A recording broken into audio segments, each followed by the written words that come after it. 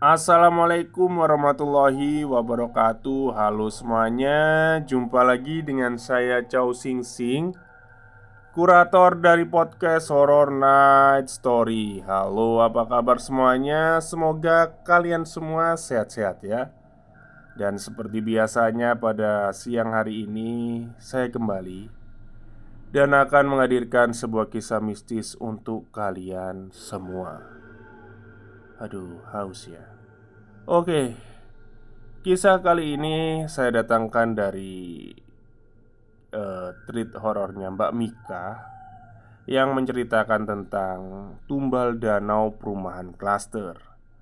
Oke, daripada kita berlama-lama, mari kita simak ceritanya. Nama klaster yang dimaksud dan narasumber sangat dirahasiakan. Nama-nama karakter akan disamarkan. Kami tidak akan berkomentar atau menanggapi atas pertanyaan dan juga dugaan para pembaca. Mohon maaf dan terima kasih atas pengertiannya. Halo Mas Rey, apa kabar? Sapa saya. Lo? Kabar baik gue. Baru kelihatan nih bro. Kemana aja? Jawabnya lalu balas bertanya. Iya mas, keliling kemana-mana. Akhirnya balik kandang juga nih. Biasalah kehidupan. Jawab saya sambil terkekeh ringan. Siang itu saya sedang berjalan-jalan dengan mengendarai motor berboncengan bersama teman. Sudah 5 bulan terakhir saya bantu-bantu di CV-nya yang bergerak di bidang kontraktor sebagai freelance. Saya punya sedikit keahlian di bidang review dokumen legalitas dan manajemen resiko. Sasaran saya dan teman saya siang itu adalah meninjau langsung ke sebuah proyek perumahan klaster terkait rencana pekerjaan pengecoran jalan dan juga parit atau UDIJ. Memang belum tentu kami yang mendapat pekerjaannya. Masih harus mengadakan pendekatan kepada pihak developer klaster itu. Namun, tidak ada salahnya toh melihat-lihat terlebih dahulu. Perumahan klaster itu terbilang masih baru. Mereka mulai menjual unit di pertengahan tahun 2016. Awalnya, developer hanya menjual perumahan model townhouse yang hanya terdiri dari 14 unit rumah. Tapi ternyata laris manis dengan cepat. Akhirnya mereka membebaskan lahan yang tak jauh dari lokasi townhouse untuk membangun perumahan tipe klaster. Mas Ray, yang saya sapa itu adalah teman satu komplek perumahan dengan saya. Dia di perumahan klaster itu bekerja sebagai security atau satuan pengamanan. Usianya terpaut 10 tahun di atas saya. Saya sendiri baru sebulan ini pulang ke kota di mana saya dibesarkan setelah mengelana ke beberapa kota mencari penghidupan. Siang itu saya menghampiri Mas Ray yang sedang bertugas jaga di pos gardu depan. Lalu, 3 orang bocah kecil seumuran usia sekolah dasar berjalan ke arah gerbang perumahan. Ayo, mau pada kemana nih? Sana-sana pulang. Mau ke bapak om. Di sana lagi mancing. Jawab seorang dari mereka, memberi alasan sambil menunjuk ke arah parit aliran air sekitar 500 meter dari pos gardu depan. Gak ada. Ayo, ayo, pulang sana. Sergam Mas Ri menghalau bocah-bocah itu. Bocah-bocah itu pun ngeloyor pergi. Loh, kenapa mas? Kok nggak boleh masuk? Tanya saya heran. Ya, sebenarnya sih boleh-boleh aja. asal ditemenin sama orang yang tuaan. Tapi kalau nggak ada yang nemenin ya nggak boleh. Nggak mau kecolongan lagi kita, papar Mas Rey. Saya memang pernah mendengar kabar bahwa beberapa tahun yang lalu ada anak kecil tewas tenggelam di danau buatan perumahan klaster itu. Tapi saya baru tahu bahwa akibat dari peristiwa itu, saat ini anak-anak SD seumuran SD atau ya paling banter usia 11 tahunan itu dilarang masuk ke wilayah perumahan. Sementara ini perumahan klaster tersebut baru terdiri dari satu blok unit-unit rumah yang sudah ditinggali. Lahan calon rumah-rumah perumahan itu masihlah luas. Danau itu sendiri terletak di tengah-tengah lokasi lahan perumahan. Sebenarnya ada 3 lubang, namun ada satu yang cerukannya paling lega dan dalam hingga akhirnya membentuk sebuah danau. Bukan kecelakaan biasa. Kayaknya penunggu sini marah deh, imbu Mas Ray. "Penunggu mas?" tanyaku. Lalu Mas Ray mulai bercerita bahwa sebenarnya danau itu bukan danau yang sengaja dibuat untuk keperluan estetik perumahan, melainkan galian untuk tanah material keperluan membangun perumahan dalam rangka penghematan. Pihak developer memutuskan mengambil sebagian material tanah dari lokasi lahan perumahan itu sendiri.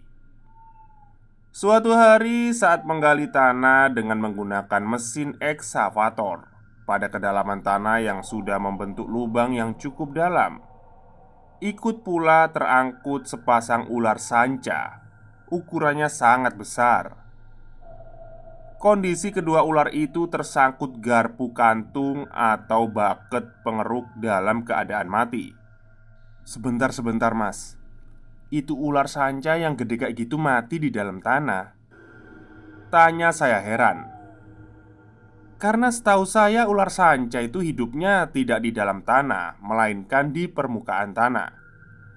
Ada juga memang yang hidup di dalam goa dan lubang di dalam tanah, tapi tidak di kedalaman sekitar 5 meter di dalam tanah. Mas Rey ini menekankan kembali keterangannya, berusaha meyakinkan saya. "Loh, terus dari mana bisa tahu kalau tuh ular sepasang?" tanya saya merasa ganjil. "Ya karena ular itu posisinya waktu keangkat dempetan gitu nempel," jawab Mas Rey sambil menempelkan kedua jari telunjuknya untuk mendeskripsikan. "Lah terus dikemanain mas ularnya?" lanjut saya. "Ya katanya sih dibuang, tapi nggak tahu dibuang kemana. Mungkin juga dikubur. Gue juga nggak lihat pas kejadian ular keangkut itu. Belum mulai gawe gue. Gue diceritain sih sama tukang terus kuli-kuli proyek sini," papar Mas Tri. Lubang galian tanah itu pun dikarenakan diguyur hujan terus-menerus lama-kelamaan menampung air hingga membentuk danau. Atau boleh jadi juga dikarenakan dahulu di lahan itu merupakan area rawa-rawa, sehingga air tanah masih banyak terkandung di dalamnya, sehingga terjadilah proses pembentukan danau. Petang, sekitar pukul 3 sore. 3 orang bocah laki-laki sedang bermain di sekitar danau. Sebagai catatan, di danau berwarna tidaklah jernih, melainkan keruh kecoklatan. Mereka bermain lempar batu. Siapa yang lemparannya paling jauh, dialah pemenangnya. Setelah beberapa putaran lemparan, salah seorang dari mereka merasa sanggup melempar batu paling jauh. Bahkan bisa sampai ke sisi danau di seberangnya, melampaui lebar danau. Dia lalu mengambil ancang-ancang mundur 5 langkah, kemudian berlari kecil menuju posisi awal dengan maksud akan melepaskan batu. Rupanya dia berpikir akan mendapatkan daya lempar yang lebih kuat dengan cara demikian. Namun ternyata tidak. Dia malah terpleset dan tercebur di danau dikarenakan tanah sekitar bibir danau licin. Si bocah yang masuk danau itu terlihat berusaha menggapai pinggiran danau dengan gerakan kecipakan yang terlihat asal dikarenakan panik. Anehnya, tubuhnya itu malah bergerak menjauh dari pinggiran danau. Seorang temannya yang melihat temannya tercebur nekat mencemplungkan dirinya juga dengan maksud hendak menolong. Lalu ia terlihat juga ternyata bisa bergerak berenang mendekati temannya yang kecipakan panik. Kemudian ia merangkul temannya, namun dikarenakan bocah si penolong ini juga belum terlalu handal, berenang sambil merangkul temannya membuat dia sendiri kepayahan. Terlihat dua bocah itu timbul tenggelam berdua. Posisi mereka tidaklah terlalu ke tengah, sudah sekitar 3 meter dari pinggiran danau. Si bocah penolong mendorong temannya itu sehingga tubuhnya semakin dekat ke pinggiran danau. Kemudian, akhirnya dia berhasil meraih semak-semak rerumputan yang tumbuh di pinggiran. Lalu, teman yang satunya membantunya menarik sehingga ia akhirnya bisa keluar dari air. Tak lama kemudian kedua bocah itu menyadari bahwa seorang temannya masih di danau. Namun saat perhatian mereka kembali ke danau, mereka tidak kembali melihat keadaannya. Temannya itu, "Ah, tolong, tolong!" teriak mereka berdua memanggil-manggil temannya.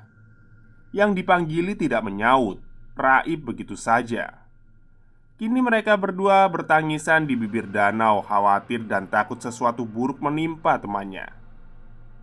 Kedua bocah itu lalu berlari ke arah depan dengan maksud menghampiri pos gardu security. Saat itu yang sedang tugas jaga adalah Pak Jono, pimpinan security. Saat kedua bocah panik itu melaporkan apa yang sedang terjadi, dengan sigap Pak Jono langsung berlari menuju danau. Kedua bocah itu berlari mengikuti. "Di mana tadi kejeburnya?" tanya Pak Jono kepada mereka. "Di sana, Pak," kata seorang menunjuk ke satu lokasi. Lalu mereka menghampiri lokasi tersebut. Pak Jono melepas sepatu dan mengeluarkan telepon genggam dari saku celananya, kemudian diletakkan di pinggir danau lalu terjun ke danau. Pak Jono menyelam, kemudian muncul ke permukaan untuk mengambil nafas. Kemudian kembali menyelam dan begitu terus setidaknya 5 kali di radius sekitar si bocah itu tenggelam. Tapi ternyata sia-sia. Ia tidak menemukan si bocah itu. Pak Jono lalu berenang menepi. Ia naik kembali ke pinggir danau, kemudian meraih telepon genggamnya. Ia menghubungi Mas Rey. Tak lama kemudian Mas Rey datang bersama dengan beberapa orang lainnya. Ada bersamanya beberapa tukang kuli proyek. Dan kemudian Pak Jono kembali masuk ke dalam air. Kali ini bersama 2 orang lainnya mereka meluaskan lokasi pencarian. Mas Rey tidak turut menceburkan diri. Dia hanya mengelilingi danau beberapa kali dengan harapan melihat tanda-tanda bocah yang tenggelam tadi. Mas Rey kemudian menghampiri kedua bocah itu dan menanyakan beberapa hal. Di antaranya di mana rumah mereka, apakah kenal dengan orang tua temannya yang tenggelam itu, dan lain-lain lah. Ternyata mereka memang tinggal berdekatan dengan pemukiman sekitar proyek perumahan klaster ini. Istilahnya di kampung sebelah. Lalu Mas Rey menyarankan agar mereka memanggil orang tua dari bocah yang tenggelam itu. Waktu sudah menunjukkan pukul 5 sore.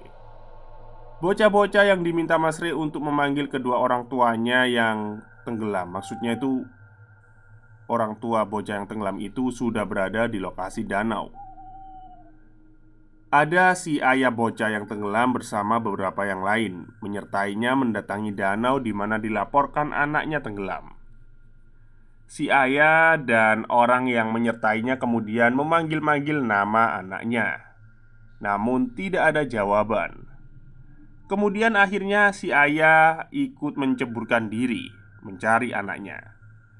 Sama seperti Pak Jono, dia berenang ke sana kemari namun sia-sia.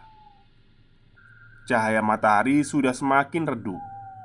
Mereka yang menceburkan diri ke danau mulai naik ke pinggiran danau. Si ayah dari bocah yang tenggelam itu juga naik. Lalu ia terduduk lunglai sambil menangis terseduh. Ia coba lagi memanggil nama anaknya itu. Al, Al, di mana kamu nak?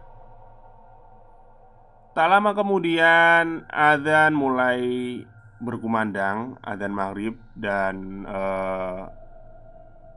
mereka pun akhirnya sempat mampir juga ke musola ya, atau masjid.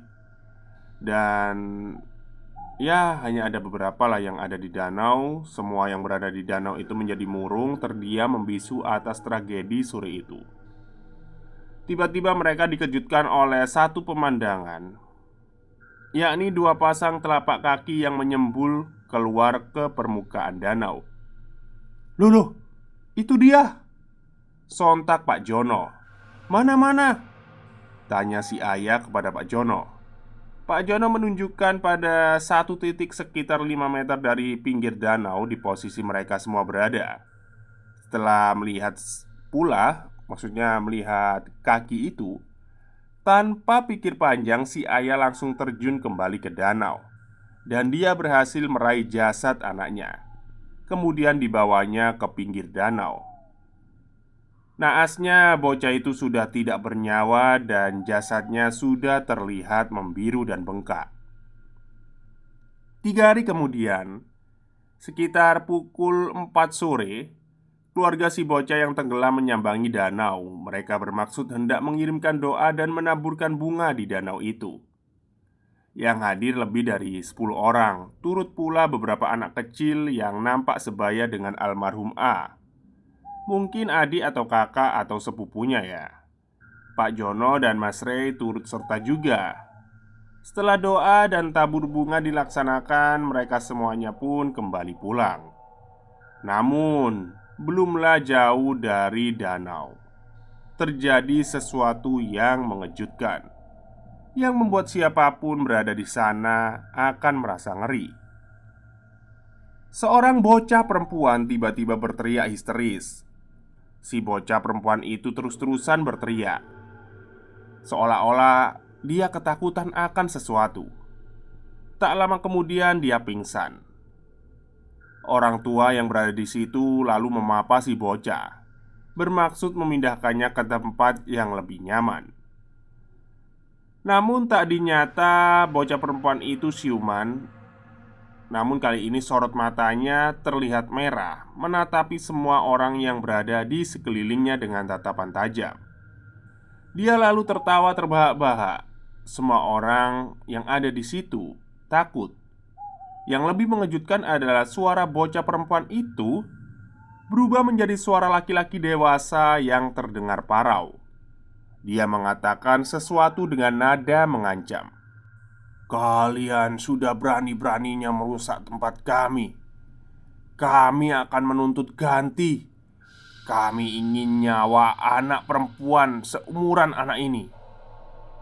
Setelah mengucapkan itu, si bocah perempuan itu kembali berteriak histeris, namun dengan suara aslinya, dan kemudian kembali tak sadarkan diri. Setelah kejadian itu, pihak developer menanggapinya dengan proporsional dan menganggap bahwa kejadian itu tidak lebih dari sebuah musibah. Namun juga mempertimbangkan pandangan dari sisi klinik sebagai masukan saran tindakan yang mungkin perlu diambil. Namun, demikian interaksi dengan mereka yang tak kasat mata tidak berhenti sama sekali. Meski tiap malam, namun ada saja kejadian di luar nalar yang terjadi. Mereka seolah terus menyampaikan bahwa kami ada di sini. Saat itu malam Jumat, Mas Ray kena giliran tugas jaga malam. Waktu tugas security di perumahan klaster itu memang dibagi dua waktu pergantian tim atau shift, yakni shift pagi dan dari pukul 8 sampai pukul 8 malam, dan kemudian shift malam dari pukul 8 malam sampai 8 pagi. Tiap tim terdiri dari 3 personil. Mas Ray berjaga di gardu pos depan blok perumahan. Dia hanya sendirian saja di gardu, dikarenakan perumahan klaster itu baru membangun satu blok perumahan saja. Makanya personil yang dikerahkan belumlah terlalu banyak. Suasana malam itu hujan tipis-tipis. Gemericik airnya terdengar lembut menyentuh semak-semak rerumputan juga dedaunan. Lampu penerangan baru terpasang di dekat gardu pos security dan akses jalan beraspal di perumahan itu. Sedangkan akses jalan aspal yang menuju ke arah danau belum dipasang lampunya, sehingga gelap gulita. Demikian pula pada semak-semak yang masih mendominasi perumahan klaster itu. Hanyalah ada cahaya remang-remang dari lampu di atas gardu pos security, ditemani musik dangdut dari pemutar musik pada telepon genggamnya Mas Ray untuk mencoba membunuh sepi. Lalu dia mengintip jam tangannya. Ternyata sudah jam 2 dini hari. Ia lalu membakar rokoknya dan menyeruput kopi sacetan dari gelas plastiknya. Dia sudah tersugesti bahwa nikotin dan kafein dapat memicu adrenalin dalam tubuh, sehingga dapat menanggulangi rasa kantuk. Dan itu memang manjur. Mas Ray berhasil mengalahkan rasa kantuknya. Matanya merasa terang benderang terbuka lebar. Hanya saja masalahnya dia gagal mengalahkan pikiran iseng karena tak ada kawan mengobrol. Pikirannya jadi kemana-mana dan bodohnya Mas Ray saat itu, ia berpikir bagaimana sih wujud penunggu area proyek perumahan klaster itu. Dia bergumam kecil, "Heh, coba tunjukin wujud kalian ke gue." 5 menit pertama setelah mengucapkan kata itu tidak terjadi apa-apa. Hanya terdengar rintikan hujan dan nyanyian jangkrik. Kemudian saat pandangannya menyapu ke akses aspal yang menuju danau, ia melihat ada seseorang yang berjalan. Dia berjalan menuju Mas Ray. Awalnya terlihat seperti siluet atau gambar bayangan. Sosok itu terlihat berjalan tertatih pincang. Mas Ray memicingkan matanya, mencoba memperjelas tangkapan matanya itu. Langkah-langkah orang yang berjalan itu meskipun berjalan serampangan karena pincang, namun jelas bahwa dari derapnya ia mengenakan sepatu boot. Sosok itu berjalan semakin mendekati ke arah gardu pos. Batas pendar cahaya mulai dapat menerangi bagian pinggang ke bawah. Mas Ray terpaku menatap sosok yang sedang berjalan menghampirinya itu. "Siapa ya?" hardik Mas Ray kepada sosok yang kini diam berdiri di hadapannya. Namun, sosok itu seolah mengambil jarak beberapa meter dari gardu. Kini cahaya mulai dapat meneranginya, bagian perutnya dan sedikit bagian dadanya. "Sosoknya emang gimana, Mas?" tanya saya penasaran waktu Mas Ray cerita. "Gue coba tanya lagi, bro. Heh, kamu siapa?" pungkas Mas Ray. Lah dia diem aja, nggak ngejawab. Akhirnya Mas Ray terpikir untuk meraih lampu senter untuk menyorotinya. Cahaya sorot dari lampu senter memperjelas penampakan sosok itu. Mas Ray menggambarkan pakaiannya adalah seragam serdadu pejuang kemerdekaan era perang melawan Belanda tahun 40-an. Terlihat sobekan pada beberapa bagian dan benar dugaannya, sosok itu mengenakan sepatu boot tentara zaman dulu. Awalnya Mas Ray berpikir tidak sopan mengarahkan cahaya ke bagian wajah orang itu. Namun, dikarenakan sosok yang menghampirinya itu misterius dan hanya diam saja ketika ditanya, Mas Ray akhirnya mulai mengarahkan cahaya senternya ke bagian atas. Hampir saja Mas Ray melompat terkejut saat cahayanya tepat menyoroti bagian kepalanya. Ternyata kepalanya tidak ada alias buntung. Di bagian dada atasnya terlihat basah merah darah menodai sekitar kerah dan lehernya. Terlihat seperti koyakan dan ada bagian daging yang terkelupas terlihat. Mas Ray mundur 2 langkah, namun ia berhasil menguasai dirinya. Ia mengucapkan istighfar dan mencoba bertahan di pijakan pada kedua kakinya agar untuk tidak berlari meninggalkan gardu. Ia berdoa sebisa mungkin dan kini senternya ia matikan. Tak lagi senternya menyoroti sosok itu. Mereka berdua seolah saling menatap namun tanpa kata yang dapat terlontar. Tak lama kemudian sosok itu membalik kanankan tubuhnya dan berjalan tertatih lagi ke arah kegelapan, ke arah ia semula berjalan, ke arah danau itu. Dan akhirnya sosok itu pun hilang ditelan pekatnya malam. Pernah juga bro, pas jaga siang gini, ada ibu-ibu penghuni perumahan yang manggil gue,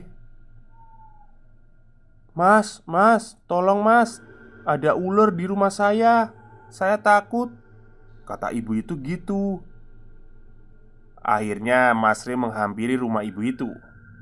Kata si ibu, ularnya ada di ruang depan, terakhir terlihat di bawah sofa. Lalu Mas Ray menyungkurkan tubuhnya seperti posisi sujud. Ia mengintip celah kolong sofa dan mencari ular itu. Namun tak terlihat ada ular di situ. Semua bagian rumah sudah dicari namun ular tidak ditemukan. Tinggal satu bagian yang belum diperiksa, yaitu kamar mandi. Dan benar saja ternyata ular itu diam melingkar di dekat kakus. Itu adalah ular belang atau sering disebut sebagai ular weling. Belangnya hitam putih selang-seling, termasuk ular yang bisanya sangat berbahaya. Oh, ini pernah masuk rumah saya ini, beneran ini. Terus dipukulin itu sama ayah. Ukurannya tidak terlalu besar, tapi juga tidak dapat dikatakan kecil. Panjangnya sekitar semeter kurang lah. Mas Ray tidak paham cara menangani ular ala si Panji petualang ya. Ia tidak berani menangkap hidup-hidup ular itu dan kemudian untuk diamankan. Satu-satunya cara untuk mengenyahkan ular itu adalah dengan cara dibunuh. Akhirnya Mas Ray meminta diambilkan tongkat kayu dan dikarenakan tidak ada, si ibu malah mengambilkan sapu ijuk dengan gagang tongkat kayu. Ya tak apalah daripada nggak ada, pikir Mas Ray waktu itu. Yang penting dapat digunakan untuk menyabet tubuh ular dari jarak yang cukup aman. Mas Ray kemudian mengayunkan sapu itu ke tubuh ular itu dan tepat mengenai tengah tubuh ular itu. Ular itu terlihat menggeliat, kesakitan dan mengeluarkan suara desis. Namun Mas Ray seolah tidak memberinya kesempatan untuk bergerak banyak. Hantaman demi hantaman menghujam tubuh ular itu dan akhirnya mati. Waduh, terus aman dong mas? Ularnya kan udah dibuang, tanya saya setelah mendengar kisah pembunuhan ular itu. Aman apaan? Kata Mas Ray. Saat berkata demikian, mimiknya terlihat antara ingin marah juga ingin malu. Jadinya terlihat lucu. "Gue gak mandi 3 hari," sergahnya. "Loh, kok bisa?" tanya saya. "Ya, gak tahu kenapa ya bro. Sore itu pas pulang ke rumah, gue jadi kayak ngeliat ular belang ada di mana-mana gitu di rumah gue. Gak tahu gue nya halusinasi atau parno gitu. Pokoknya di mana-mana itu ada ular. Di teras gue ngeliat ular, di kamar gue ngeliat ular, di kasur gue ngeliat ular. Malah di meja makan gue lihat juga ular. Ya parahnya pas mau mandi nih, itu ular udah ada di bawah WC. Gila, stres banget gue.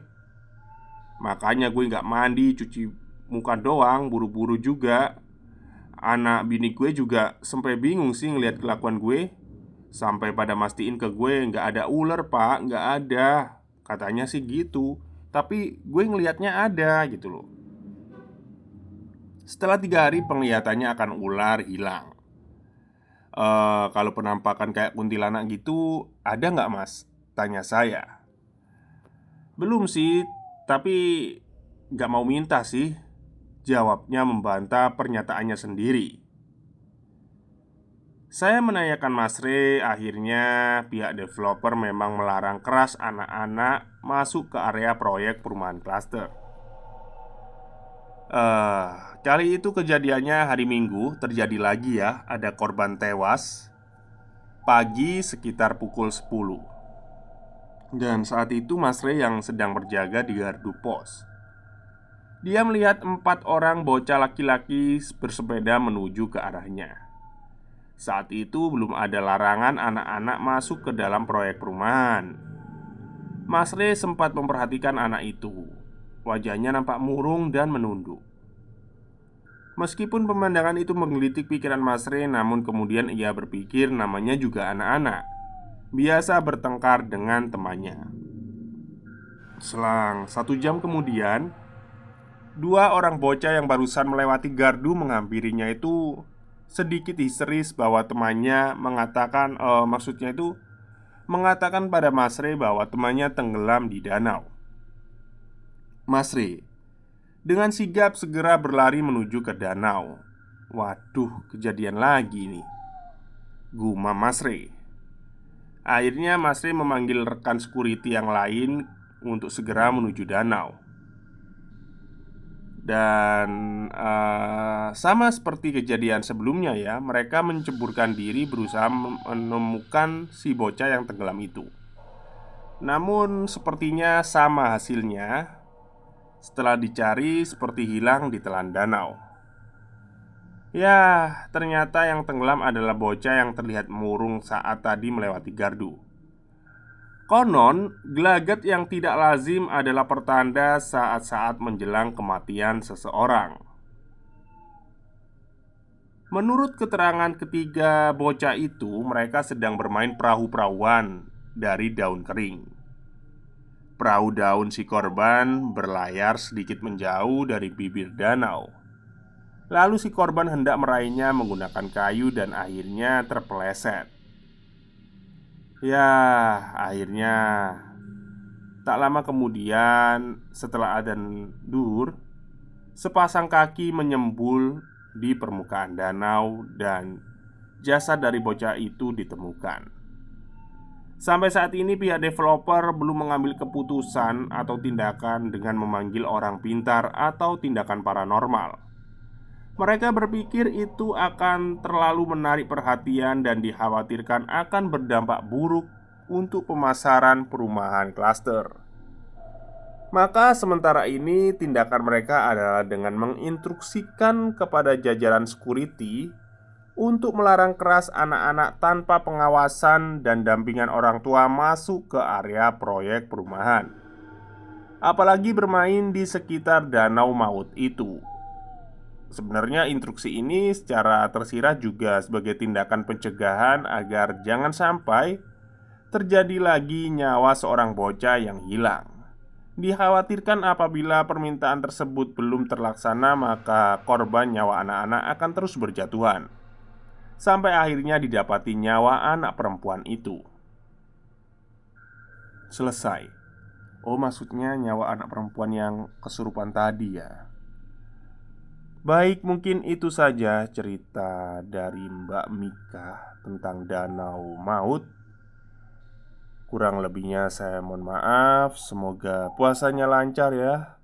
Haus juga saya setelah cerita. Oke, selamat siang. Wassalamualaikum warahmatullahi wabarakatuh.